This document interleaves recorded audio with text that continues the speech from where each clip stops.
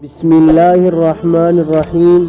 حافظ قرآن کی فضیلت عبداللہ بن عمر رضی اللہ عنہ سے روایت ہے، فرماتے ہیں کہ رسول اللہ صلی اللہ علیہ وسلم نے ارشاد فرمایا، قیامت کے دن صاحب قرآن سے کہا جائے گا کہ قرآن مجید پڑھتا جا اور جنت کے درجوں پر چڑھتا جا، اور ٹھہر ٹھہر کر پڑھ جیسا کہ دنیا میں ٹھہر ٹھہر کر پڑھا کرتا تھا، بس تیرا رتبہ مرتبہ وہی ہے جہاں آخری آیت پر پہنچے۔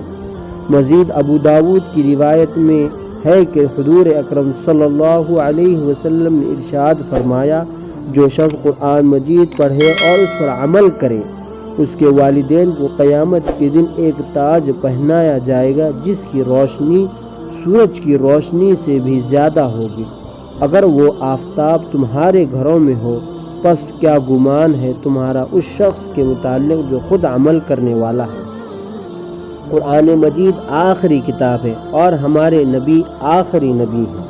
اللہ تبارک و تعالیٰ نے بہت سی چھوٹی بڑی کتابیں حضرت جبرائیل علیہ السلام کے ذریعے اپنے پیغمبروں پر اتاری تاکہ وہ اپنی امتوں کو دین کی باتیں بتلائے۔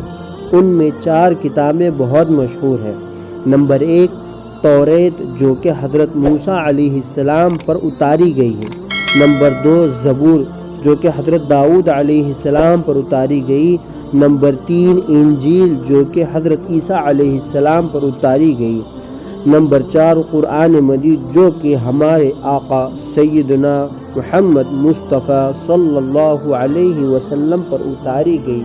قرآن مجید آخری آسمانی کتاب ہے اور ہمارے نبی محمد صلی اللہ علیہ وسلم آخری نبی ہیں۔